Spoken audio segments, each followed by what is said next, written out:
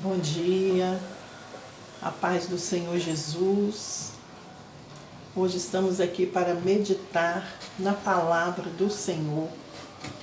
E hoje nós vamos meditar no livro de Esdras. Foi a palavra que eu tirei nesta manhã e nós vamos estar aqui meditando em algumas partes do livro de Esdras para entendermos melhor a mensagem do Senhor para esta manhã. Vamos orar, pedir que o Espírito Santo de Deus nos direcione, que nos aquebrante, que nos ilumine, porque somente através deles nós temos a compreensão da palavra do Senhor. Soberano Deus e eterno Pai, nesta manhã suplicamos a Ti a Tua misericórdia, o Teu perdão, Senhor, sobre as nossas vidas, a cobertura do sangue de Jesus, para que nenhum mal, Senhor, venha sobre nós. Pedimos também, Senhor, a presença do Espírito Santo, Consolador, aquele que nos guia, aquele que nos ilumina, aquele que nos ensina. Ó Deus, estamos aqui para meditar na Tua palavra nesta manhã, pedimos a Tua direção, nos ajuda a compreender, abre a nossa mente, ilumina o nosso caminho, Senhor. Nos direciona, Pai, para aquilo que o Senhor já tem preparado para nossas vidas.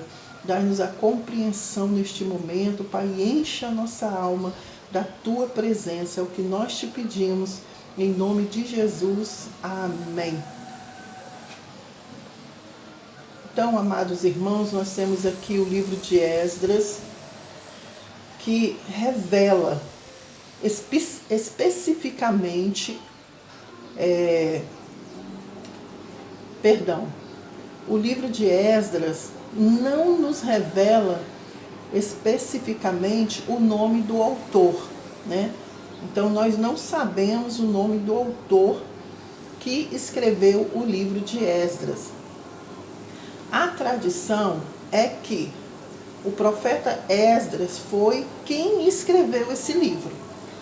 Não fala, mas a tradição nos leva a crer que o profeta Esdras que escreveu este livro. E é interessante notar que uma vez que Esdras, entra na cena, principalmente aqui no capítulo 7, quando Esdras chega a Jerusalém, o autor do livro ele deixa de escrever na terceira pessoa e passa a escrever na primeira pessoa, dando assim credibilidade, a Esdras como o possível autor. E talvez você esteja perguntando, missionária, quando foi escrito este livro? O livro de Esdras foi provavelmente escrito em 460 e 440 antes de Cristo. E qual foi o propósito, de escrever o livro de Esdras? Então, o livro de Esdras dedica-se a eventos que ocorreram na terra de Jerusalém na época do retorno do cativeiro babilônico. E nos anos seguintes, cobrindo um período de aproximadamente um século, que começou em 538 a.C. Então a ênfase em Esdras é na reconstrução do templo. O livro ele contém registros genealógicos extensos, principalmente com o objetivo de estabelecer as reivindicações ao sacerdócio por parte dos descendentes de Arão. E nós vemos que aqui no livro de Esdras, o versículo-chave está no capítulo 3, versículo 11, que diz assim: uns cantavam louvores e agradeciam ao Senhor, e outros respondiam. Eles diziam: o Senhor é bom e o seu amor pelo povo de Israel dura para sempre. E todo o povo gritava bem alto e louvava o Senhor, porque a construção do seu novo templo já havia começado. Então essa palavra em Esdras 3:11 é o versículo chave.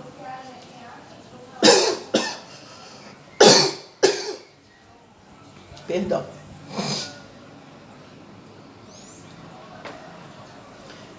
Em Esdras 7:6,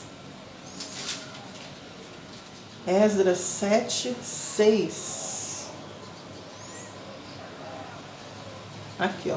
Esdras era mestre da lei e conhecia muito bem a lei de Moisés, dada pelo Senhor Deus de Israel. Ele foi falar com o rei Artaxerxes e este lhe deu tudo o que pediu, porque o Senhor abençoava Esdras. Assim Esdras foi da Babilônia para Jerusalém. Então ele era escriba, versado na lei de Moisés, né, dado pelo Senhor, Deus de Israel, e segundo a boa mão do Senhor, seu Deus, que estava com ele, o rei lhe concedeu tudo quanto ele pedia.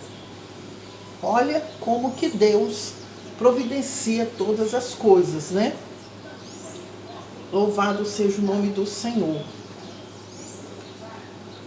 Então nós podemos ver aqui que o que se resume, né, no livro de Esdras.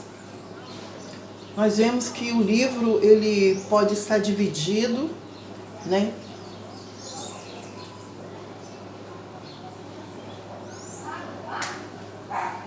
Então, irmão, nós vemos aqui que o livro de Esdras, ele abrange um período do retorno do cativeiro para reconstruir o templo até o decreto de Artaxerxes, o evento mencionado no início do livro de Neemias. Então Ageu ele foi o principal profeta nos dias de Esdras, Zacarias.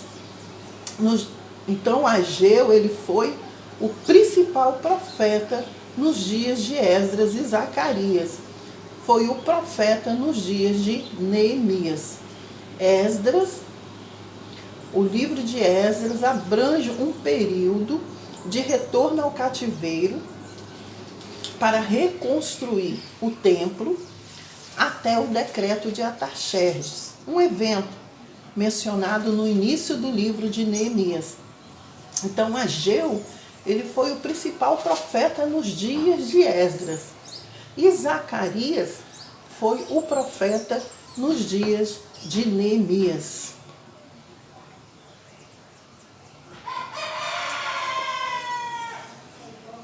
Glória a Deus, aleluia. Então nós vemos nos livros de Esdras uma continuação do tema bíblico do remanescente do povo de Deus. Sempre que desastre ou julgamento acontece, Deus sempre conserva para si um grupo restante. Por exemplo, Noé e sua família da destruição do dilúvio, a família de Ló, de Sodoma e Gomorra. Então o Senhor sempre ali estava reservando uma família, né? Reservou uma família de Noé, reservou uma família de Ló. Então os 7.000 profetas reservados em Jerusalém, apesar da perseguição, né, de Jezabel e Acabe. Então, quando os israelitas foram levados para o cativeiro no Egito, Deus resgatou os remanescentes e levou para a terra prometida. Cerca de 50.000 pessoas que retornam para a terra de Jerusalém em Esdras 2, 64 e 67. Então o Senhor está sempre reservando os seus remanescentes. Me fez lembrar agora quando Elias, pedia lá para morrer. O Senhor falou que ainda tinha 7.000 que não tinham dobrado os seus joelhos diante de Baal.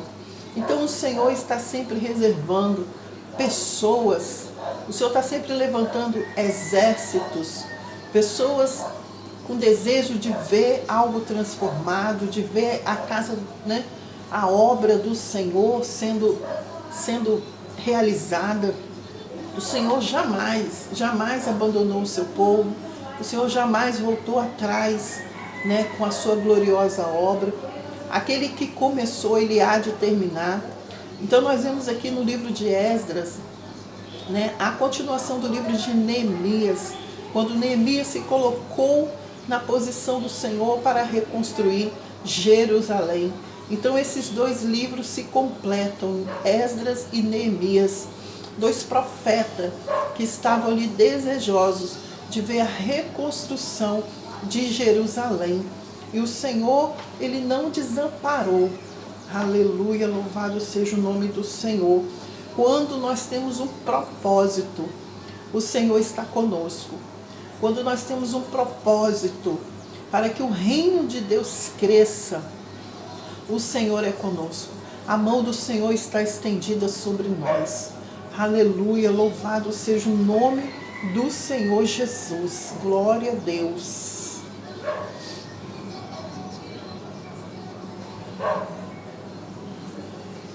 O livro de Esdras é uma crônica de esperança e restauração. Então, para o cristão,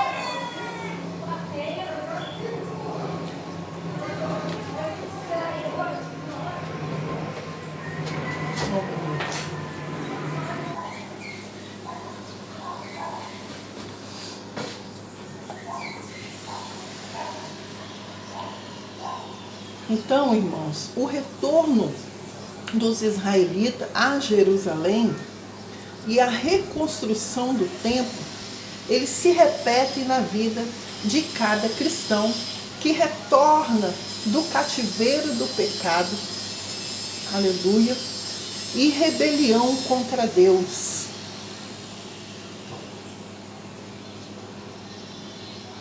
E encontra nele um lar amoroso, onde somos bem-vindos. Aleluia. Não importa quanto tempo nós temos estado afastados. Oh, aleluia. Ele está pronto para nos perdoar e nos receber de volta a Jerusalém. Receber de volta a família. Ele está disposto a nos mostrar como reconstruir as nossas vidas e ressuscitar os nossos corações.